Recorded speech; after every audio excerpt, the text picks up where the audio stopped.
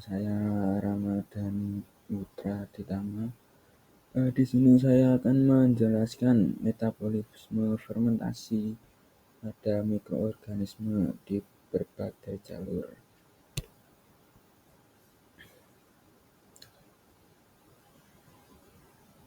Nah, yang pertama di sini akan menjelaskan gambar yang ada pada soal fisiologi mikrobia tersebut. Nah, diagram atau gambar tersebut menunjukkan jalur metabolisme fermentasi berbasis glukosa pada kultur mikroba campuran maupun murni.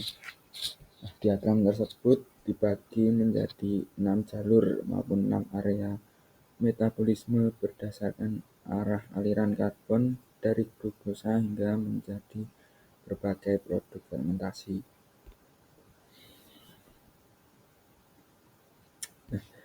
Pada jalur atau area pertama, yaitu jalur energi utama EMP atau ED yang menjadi pirufat. Jalur EMP adalah jalur katabolik karbohidrat utama pada bakteri, sedangkan jalur ED adalah jalur utama katabolisme glukosa melalui fermentasi.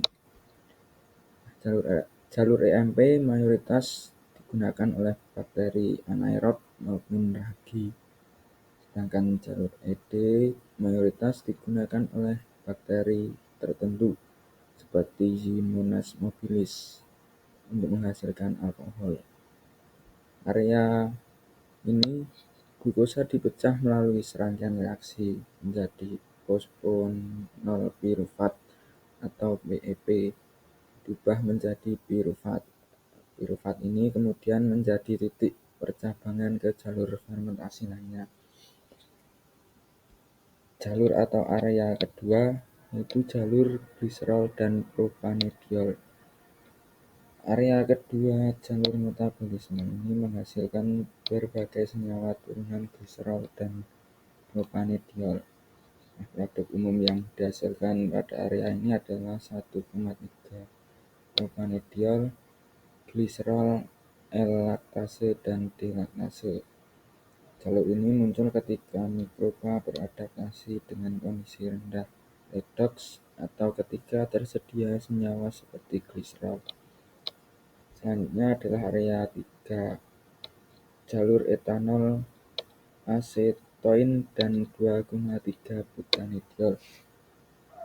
Jalur atau area ketiga ini mewakili jalur fermentasi yang menghasilkan senyawa-senyawa seperti etanol, acetoin, dan 2,3 butanediol. Jalur ini didominasi oleh bakteri seperti Enterobacter dan beberapa Clostridium. Selanjutnya area 4, jalur asam lemak pendek. Area ini memperlihatkan jalur pembentukan asam lemak rantai pendek, yaitu asetat, butirat, dan butanol. Jalur ini umum terjadi pada bakteri anaerob seperti Clostridium. Area 5, jalur propionat dan suksinat. Area kelima ini menunjukkan terbentuknya produk-produk seperti propionat dan suksinat. Propionat banyak dihasilkan oleh bakteri Propionibacterium yang digunakan dalam industri makanan sebagai bahan pengawet roti. Sementara suksinat merupakan salah satu platform semikal terpenting untuk industri bioplastik dan biodegradable polymer. Selanjutnya area 6, jalur siklus dikarboksilat. Area ke-6 ini memperlihatkan senyawa dengan jalur asam dikarboksilat seperti malat, fumarat, oksalosetat, dan suksinat. Merupakan cabang anaerob dari siklus TCA. Produk akhir ini digunakan sebagai bahan baku kimia, aditif pangan, dan komponen industri farmasi.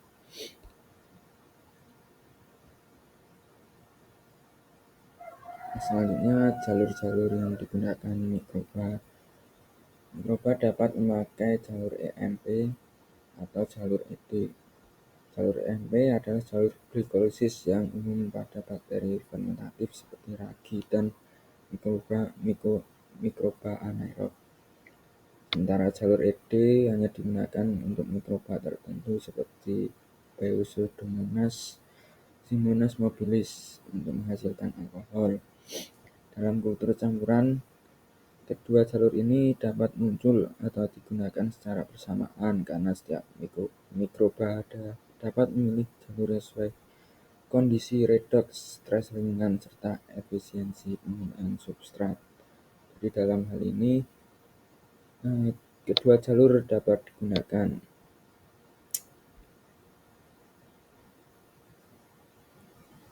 Selanjutnya, apa yang terjadi jika substrat di tengah proses fermentasi berubah dan bagaimana metabolisme berjalan?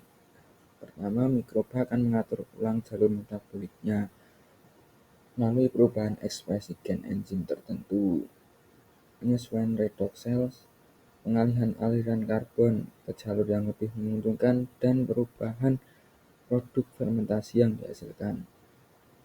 Yang kedua, mikroba mengalami fase yang disebut dioxid shift, yaitu masa transisi di mana pertumbuhan mikroba melambat karena sel sedang menyesuaikan diri untuk menggunakan substrat yang berbeda. Selanjutnya, setelah enzim dan jalur yang sesuai sudah diaktifkan, proses fermentasi akan berlanjut menggunakan substrat yang baru. Produk fermentasi pun dapat berubah bergantung pada sifat substrat dan jalur metabolik yang dipilih atau yang digunakan. Jadi di sini dapat disimpulkan bahwa ketika substrat berubah di tengah fermentasi, metabolisme mikroba akan mengalami proses penyesuaian yang meliputi perubahan ekspresi gen, perubahan jalur metabolik, perubahan enzim, serta kemungkinan perubahan produk fermentasi. Tetapi fermentasi tetap berjalan dengan pola yang berbeda sesuai substrat yang baru.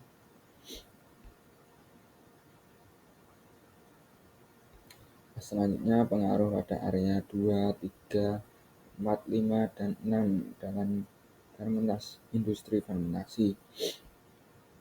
Pada area 2 menghasilkan produk seperti 1,3 propanediol yang merupakan bahan baku penting untuk pembuatan polimer ramah lingkungan. Jalur ini sangat bergantung pada ketersediaan gliserol sebagai substrat. Pada area ketiga berfokus pada produksi etanol dan 2,3 butanediol yang merupakan produk fermentasi terbesar dalam industri biofuel, sehingga pada jalur ini penting dalam mengoptimalkan titer dan efisiensinya. Dalam industri minuman dan makanan, jalur ini juga menjadi dasar produksi flavor atau rasa dan aroma. Pada area keempat, jalur butanol, butirat, dan asetat. Jalur ini menarik bagi industri karena butanol memiliki potensi menjadi biofuel yang lebih baik dibandingkan etanol. Tetapi tantangan pada jalur ini adalah toksisitas produk terhadap mikroba sehingga perlu strategi seperti in situ produk removal. Pada area kelima menghasilkan propionat yang digunakan dalam industri fermentasi sebagai pengawet makanan, aditif pakan. Industri makanan bergantung pada kontrol pH dan stabilitas pada jalur ini. Selanjutnya area ke-6, jalur suksinat merupakan bahan baku kimia yang penting dalam industri fermentasi untuk bioplastik dan berbagai produk kimia bernilai tinggi.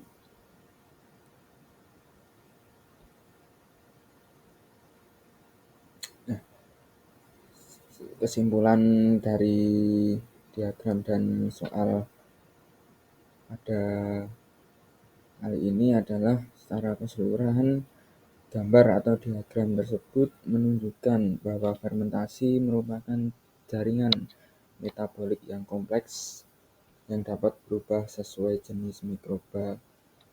Jalur glikolisis yang digunakan adalah EMP atau ED serta kondisi substrat. Pemahaman struktur jalur dan cabang-cabangnya tersebut sangat penting dalam proses rekayasa fermentasi industri agar diperoleh produk-produk bernilai tinggi serta optimal. Mungkin itu yang bisa saya jelaskan pada soal CPR kali ini. Ada kurang lebihnya mohon maaf.